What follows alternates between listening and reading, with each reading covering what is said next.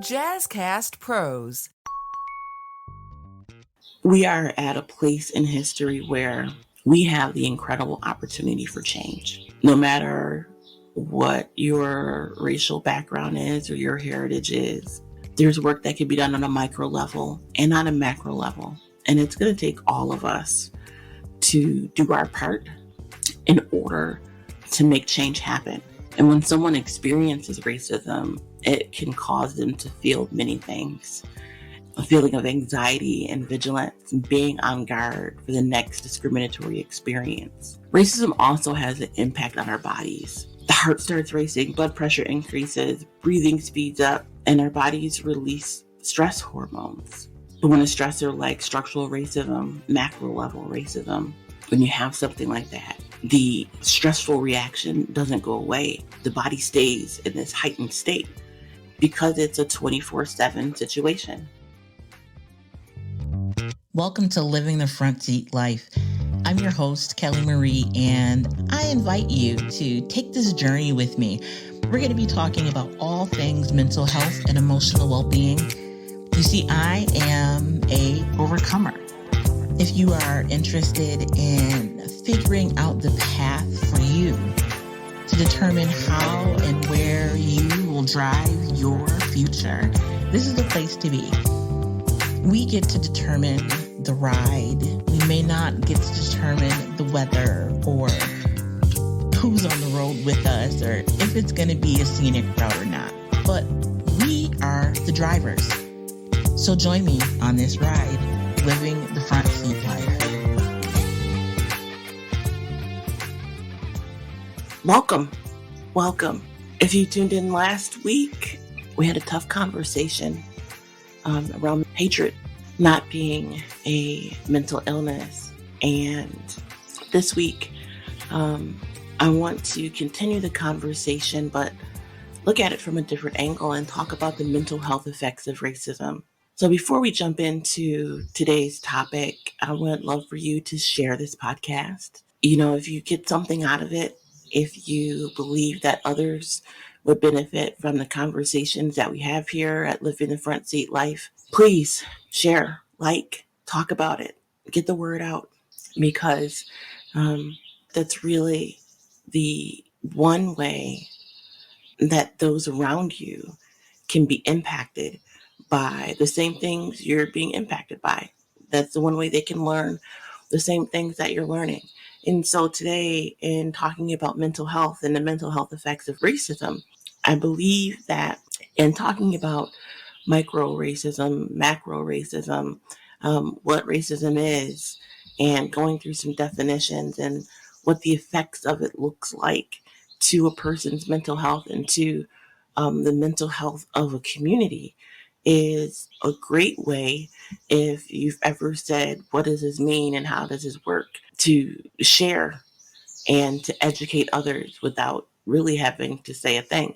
Forgive me, I am a little under the weather. That seems to be a thing I've been going through lately, which, considering the topic, the mental health effects of racism, you know, there are physical effects of the mental health effects, you know, of stress and how the body responds and reacts. And so I am being careful in taking care of myself. I have noticed I haven't been doing all of the things that I should be doing. I am actually, just so you know, taking a class later on today on breathing and how to breathe.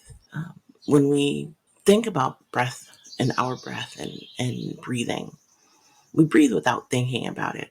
But there is something to be said about intentional breathing, about being mindful of each breath.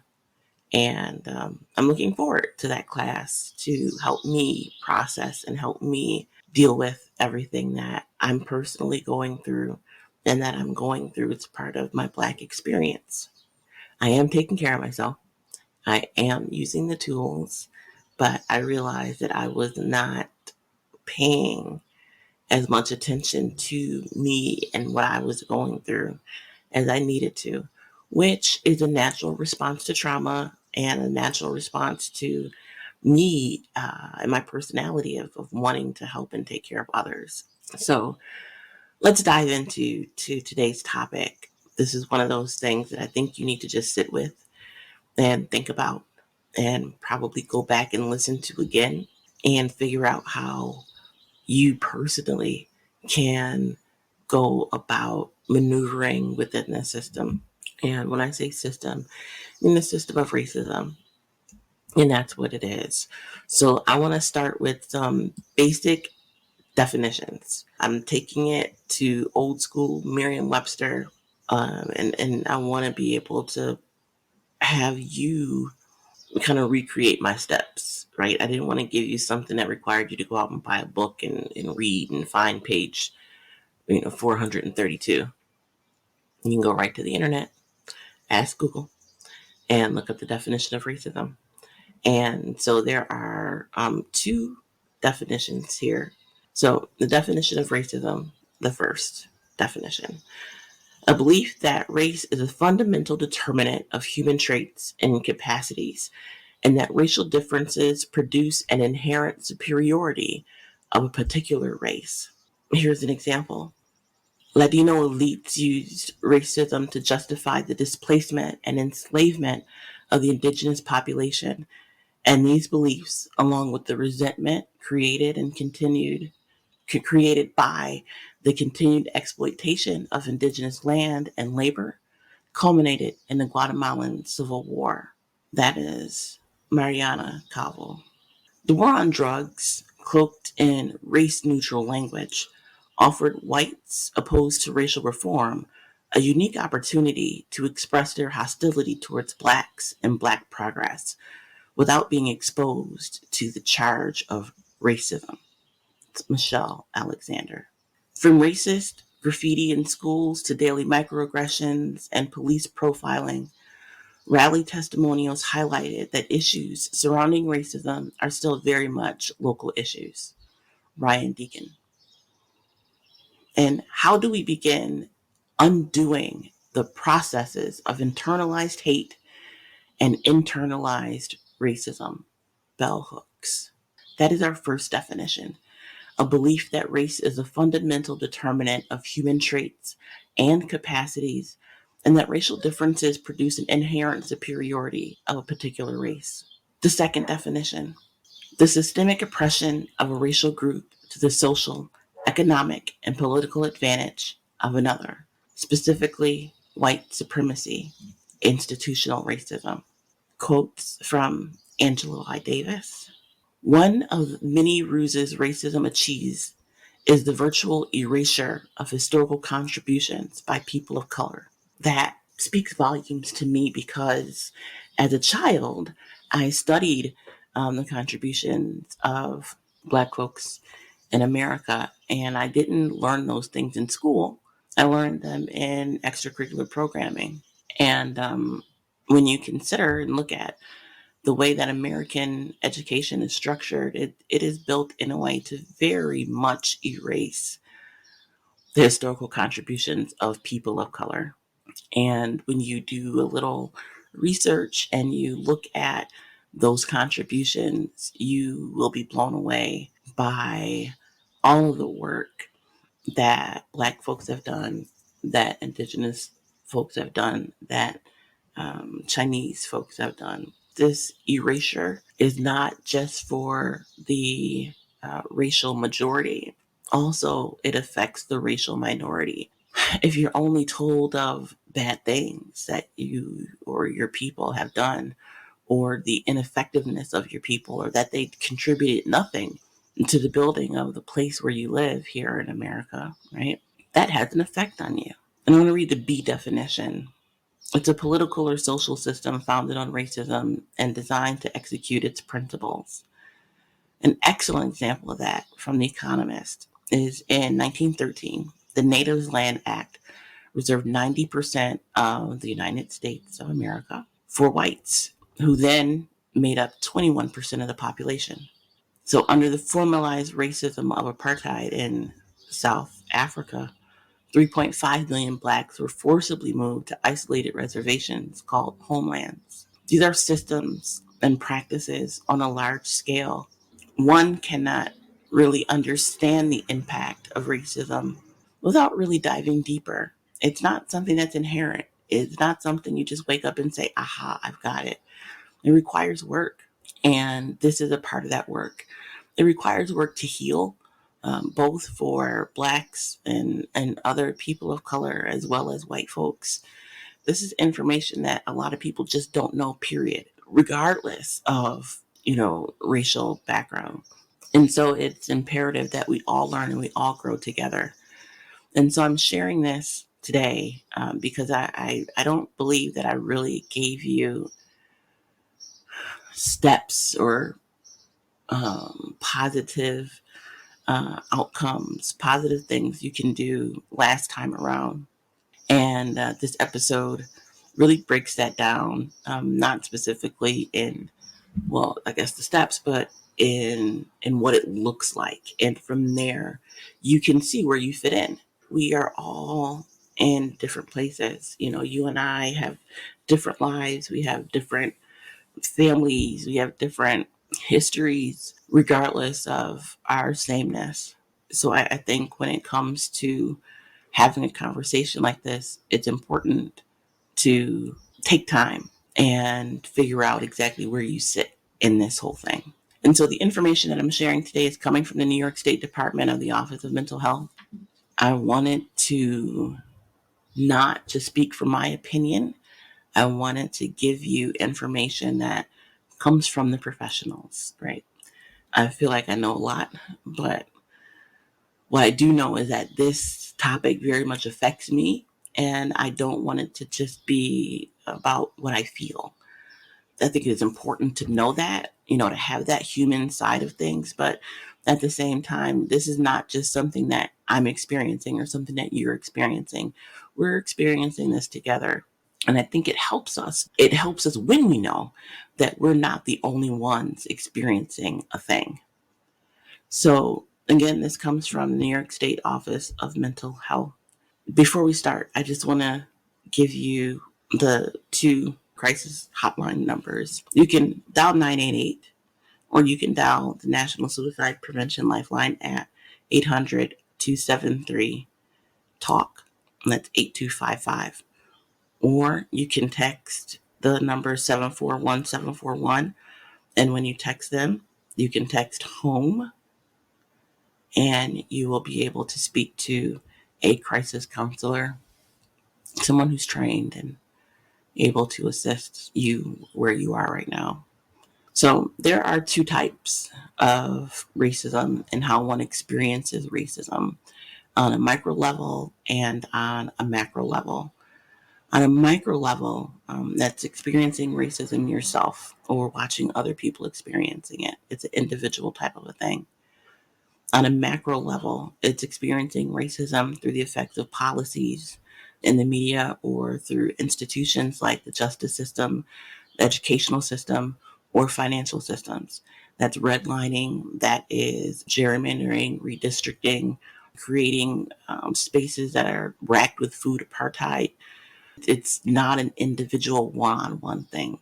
And when someone experiences racism, it can cause them to feel many things. This is not mental illness. This is just the natural effects of experiencing racism. So someone can feel sad, depressed, or have suicidal thoughts, a feeling of anxiety and vigilance, and being on guard for the next discriminatory experience. Having internalized racism, believing negative messages about people of color, and having decreased self-worth. You can become pessimistic and hopeless about the possibility of change. You can experience distress and post-traumatic stress, anger, and a lack of energy for planning, thinking, and coping, and also an increased likelihood of using alcohol and substances. Those are just the feelings that you can feel. Racism also has an impact on our bodies. And I can personally say that since the May Massacre here in Buffalo, New York, I have experienced more of these physical impacts and the feelings that I just mentioned. So over time, the constant stress of racism can have an effect, and a long-term effect, on the physical health of a person. And that includes inflammation, higher cortisol levels, higher blood pressure, increased heart rate, and decreased immune function. Racism has a physical impact on the body. When somebody encounters a stressful situation, the body gets ready to respond. Like that's what it is built to protect itself. The heart starts racing, blood pressure increases, breathing speeds up, and our bodies release stress hormones. It's the natural way the body prepares to manage stress. But when a stressor like structural racism, macro level racism, when you have something like that, the stressful reaction doesn't go away. The body stays in this heightened state because it's a 24/7 situation. It's not something that you just experience once in a blue moon. It's a part of your daily life. And experiencing racial discrimination can really cause racial trauma. What that means is that when you experience racism more often, your symptoms become more intense. And racial trauma may look like constantly thinking about and re experiencing distressing events, having anxiety and hypervigilance, suffering from chronic stress. You can experience the physical symptoms like headaches or stomach aches. You can have difficulty with memory. You can struggle with sleep or insomnia. And you might avoid people and be less willing to take risks. Now, when you look at the systemic side of things, people of color experience multiple barriers when it comes to seeking mental health support, which is one of the reasons why this podcast exists. You know, when I was going through my initial recovery process, I wasn't able to find the resources that I needed in order to heal. You have less access to affordable and high quality mental health care.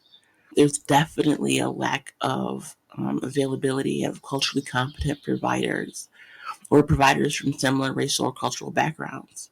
There is a huge lack in providers of color, therapists of color, nurse practitioners of color, licensed mental health social workers, and therapists, psychologists, psychiatrists. There's a severe lack of representation in those areas.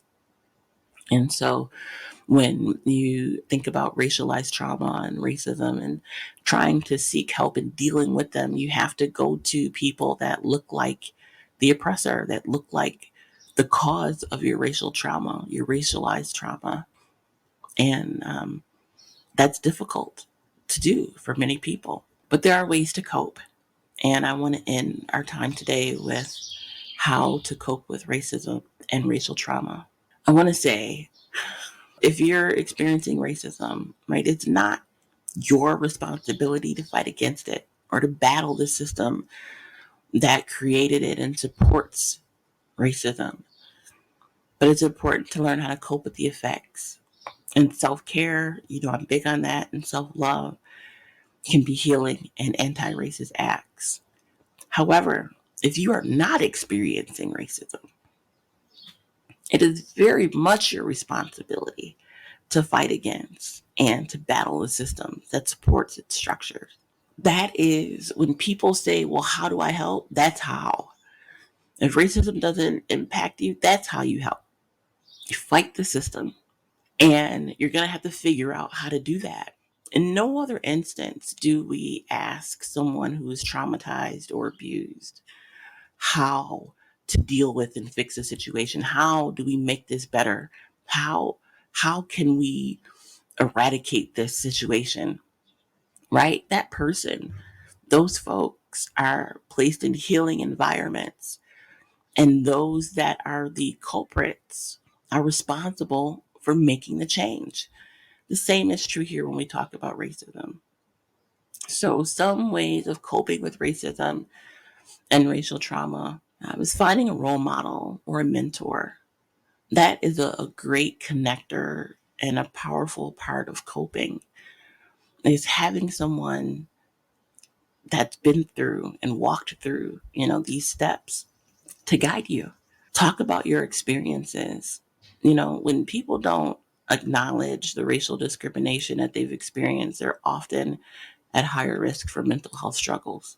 So having conversations, talking about what it feels like, talking about where you are in your recovery process is incredibly important. Name what you feel when you feel it.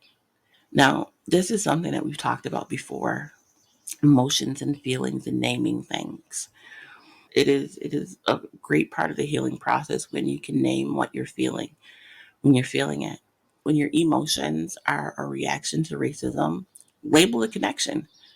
It can be empowering, it can be validating, it can help you see that what you're experiencing is real. Remind yourself that taking time to pause can improve your health. Rest is a incredible, I'm using that word a lot, but rest is it's a really a radical act of self-care and healing.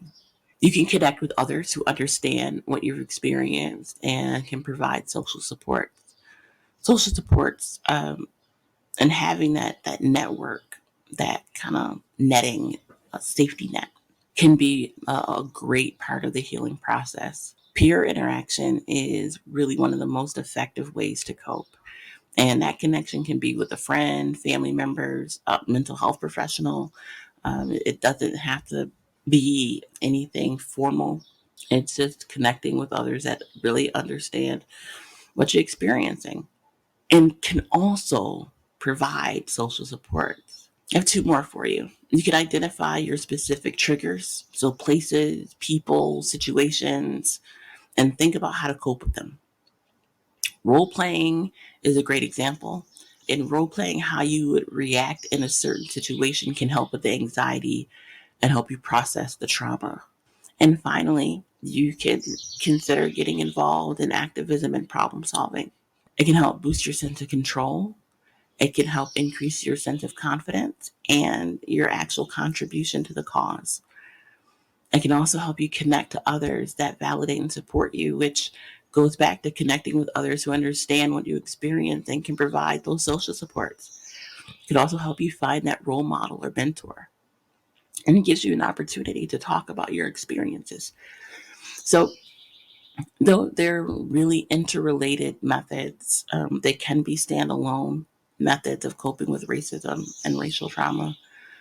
But I encourage you, no matter where you are in your process of dealing with racism, of dealing with the health effects and the mental health effects of racism, to find a starting point. I'm going to start here with this thing, and I'm going to do A, B, C, and D. That goes back to routine setting, which we talked about a lot. But setting a routine, knowing and mapping out how you're going to handle a situation, how you're going to develop your step-by-step process for functioning, can help you cope and deal with the mental health effects of racism. And so, until the next time, I want to just go back and review with you the definitions of racism, because I think it's important to know exactly what it is we're talking about. And when you know exactly what it is you're talking about, it's so much easier to be able to begin to develop solutions around those things. And when we have a common language, that means we're using the same words about the same things. We're better able to communicate. And communication leads to healing. It leads to better understanding. It leads to building trust. And I cannot stress how important it is to be better communicators, not just when it comes to the mental health effects of racism, but in all things. So, to review, there are two definitions of racism. The second definition has an A and B part. The first definition is a belief that race is a fundamental determinant of human traits and capacities, and that racial differences produce an inherent superiority of a particular race. The second definition, this is 2A, it's a systemic oppression of a racial group to the social, economic, and political advantage of another, specifically white supremacy. The B definition, a political or social system founded on racism and designed to execute its principles. We are at a place in history where we have the incredible opportunity for change. No matter what your racial background is or your heritage is, there is work that can be done. There's work that can be done on a micro level and on a macro level. And it's going to take all of us to do our part in order to make change happen. So at the beginning of the podcast, I asked you to share the podcast to let people know that we're having these kind of conversations about mental health and racism, that we're having these conversations about health and wellness. Because the more people know and the more comfortable people become having these conversations, the easier it is to make change. So until the next time, thank you for listening. Thank you for being here. Thank you for spending time with me. And I encourage you, as always, to be the light.